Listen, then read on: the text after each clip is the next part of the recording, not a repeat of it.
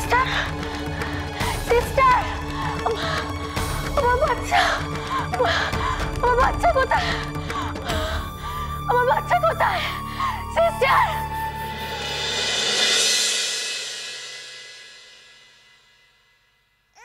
কাঁদো না বাবা, ঘুমো করবে তো? এই তো মা, এই তো শোনা। কি হলো, এখনো ঘুমলো না ও?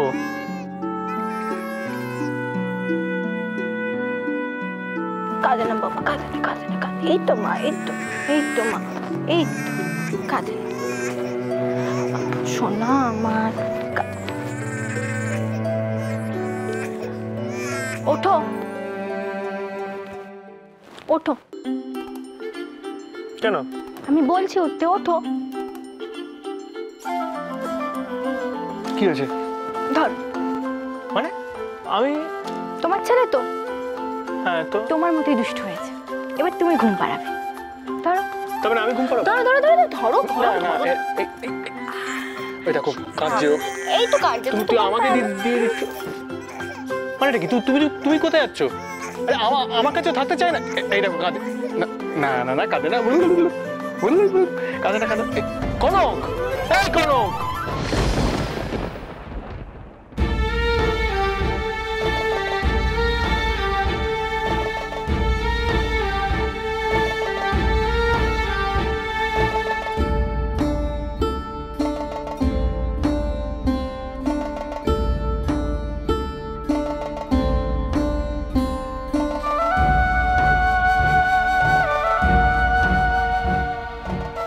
তুমি ঠিক বলেছিলে কনক,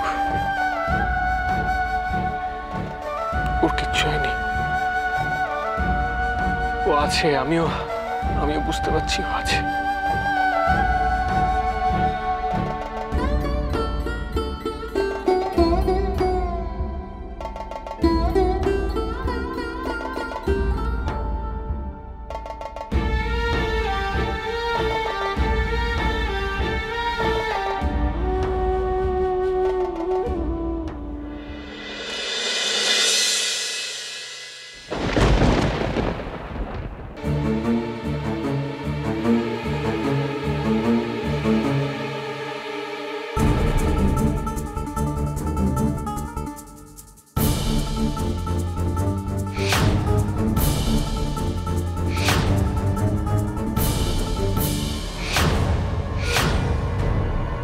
এত টাকা কোথায় পেলেন বিদিশা দেবী?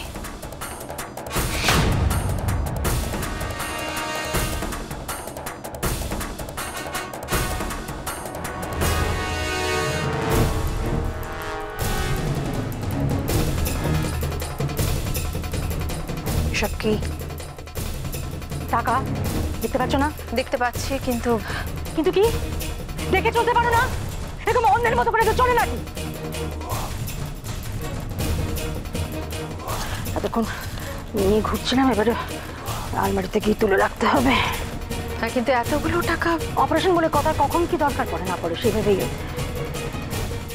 কি হলো, কি কি দেখছো? কি আজকাল অপারেশনে কত জলের মতো টাকা বেরিয়েছে জানো না? তো কখন কি দরকার হয় সেজন্য। আপনি এতগুলো টাকা পেলেন কোথায় বিদিশা দেবী? বাড়ির কি অবস্থা সেটা তো কারো অজানা নয়। আমি তাই ভাবলাম যে আমি নিজে থেকেই কিছু টাকা জোগাড় করে রেখে দিই। আমার প্রশ্নের উত্তর পেলাম না, আপনি এতগুলো টাকা পেলেন কোথায়? তুমি কি জেরা করছো আমাকে? আমার সার্থকীর প্রথম সন্তানকে আমি যে কোনো মূল্যে বাঁচাতে চেয়েছিলাম, সেজন্য আমি জেরা করছি না।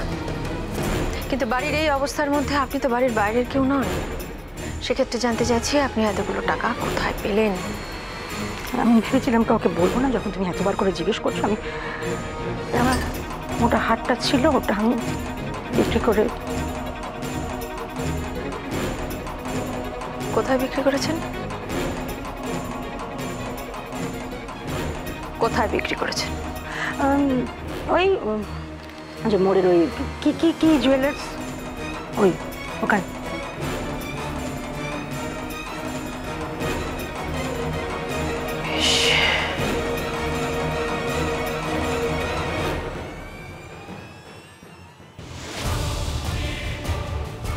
পড়বি তো পরিবার ওর সঙ্গে করতে হলো। বাপরে, কি টেরা টেরা প্রশ্ন, জানা একবার উকিলের জেরা। কিছু টের পাইনি তো? না, যত তাড়াতাড়ি সম্ভব কাজ গোছাতে হবে। ইন্দিরা কিছু টের পেলেই সর্বনাশ। কেউ টের পাবে না। একবার যখন মাছ বড়শিতে গেঁথে গেছে তখন তাকে ভালো করে না খেলিয়ে ডাঙায় তুলি কি করে? সে তো 100 বার, কিন্তু আমার বারবার কি মনে হচ্ছে বলো তো, ওরা আবার কোনোভাবে বাচ্চাটাকে খুঁজে পেয়ে যাবে না তো? না মানে ধরো কেউ যদি পুরো ব্যাপারটা দেখে থাকে তাহলে। ইম্পসিবল। অরুণেশ চ্যাটার্জি যখন কোনো প্ল্যান করে তখন সেটা ফুল প্রুফ না হলে সে পাই বাড়ায় না। বাচ্চাটাকে এমন জায়গায় রেখে এসেছে না, ইন্দিরা চৌধুরীরও সাধ্য নেই তাকে খুঁজে বার করে।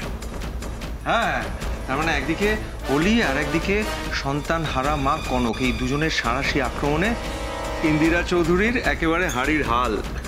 কি ব্যাপার বলো তো দেবব্রত, তোমার হঠাৎ এই পরিবর্তন? আসলে ওই কথায় বলে না, সৎসঙ্গে নরক স্বর্গবাস, সৎসঙ্গে হয়েছে আর কি। দেখেও ভাল লাগছে, বেশ উন্নতি করেছো তুমি। Good going. আর দাদা, এই সাকসেসের পিছনে কিন্তু তিস্তার একটা বড় ভূমিকা আছে। অবশ্যই অবশ্যই, তিস্তার একটা চালে খেলাটা যে এভাবে পাল্টে যাবে সেটা আমি নিজেও ভাবতে পারিনি। ইউ ডিজার্ভ আ প্যাট। আর সেই কারণেই তো আমি তোমার জন্য একটা উপহার নিয়ে এসেছি আজকে। এটা থ্যাংক ইউ। আমি মানছি ওর একটা বড় ভূমিকা আছে এসব কিছুর পিছনে, কিন্তু আমিও তো অনেক কিছু করেছি, আমারও তো একটা ভূমিকা আছে, আমারও তো একটা উপহার প্রাপ্ত। দেবব্রত, তা তুমি কোন শিকেটা ছিঁড়েছো আমাকে বলো। আমি তো একটা বড় তীর মেরেছি, ওই সাত্তকীকে এমন মার মেরেছি, মারতে মারতে আমারই নিজের গায়ে হাত পা ব্যথা হয়ে গেছে। তাহলে তো তোমার উপহার নয়, মেডিসিন দরকার। কি বলো তিস্তা? একদম ঠিক। আর তাও আবার যা তা মেডিসিনে ওনার কাজ হবে না, একজন ভালো ডাক্তার দেখাতে হবে। ঠিক বলেছো। তা তোমাকে আমি ডিপ্রাইভ করি কি করে? নাও, এটা তোমার জন্য। Thank you. মেডিসিন, ওষুধ। দাদা, একটা কথা বলবো? যা বাবা, তুমি আবার এত ফর্মাল কবে থেকে হয়ে গেলে? বলো, কি বলবে বলো। না, বলছিলাম যে এই এত কিছু হলেও, এত সাকসেস একটা আজকে পার্টি হলে ভালো হতো না? একদম ঠিক, আমি একদম একমত তোমার সাথে। দেখো অরুণেশ, যদি আজকে পার্টি না হয় তাহলে আর কবে পার্টি করবে বলো তো? না না, আজকে পার্টি চাই আমাদের, একদম চাই। বেশ, এমনি তো একটা পার্টি ডিউ ছিল, তার উপরে বাবাই এর রিসেপশনটাও ঠিক মতন জমেনি। তাহলে হয়ে যাক, লেটস এনজয়।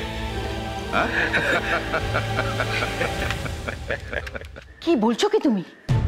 একজন ডাক্তার সে বাচ্চা কোলে নিয়ে নার্সের হাতে টাকা দিল?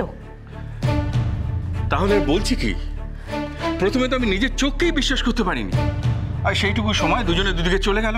নাহলে তো আমি।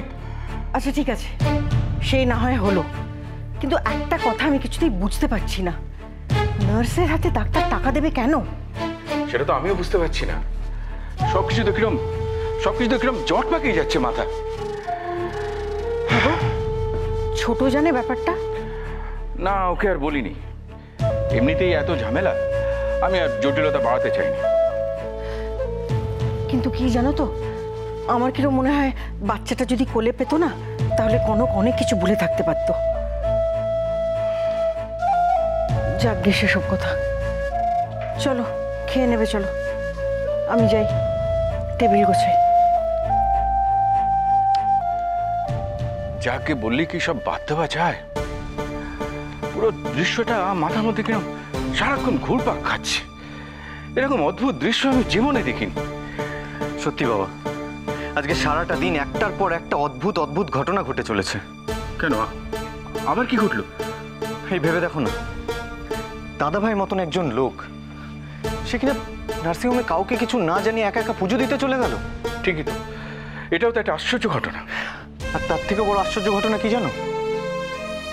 সেখানে কিছু লোক দাদাভাইয়ের উপর অ্যাটাক করেছে।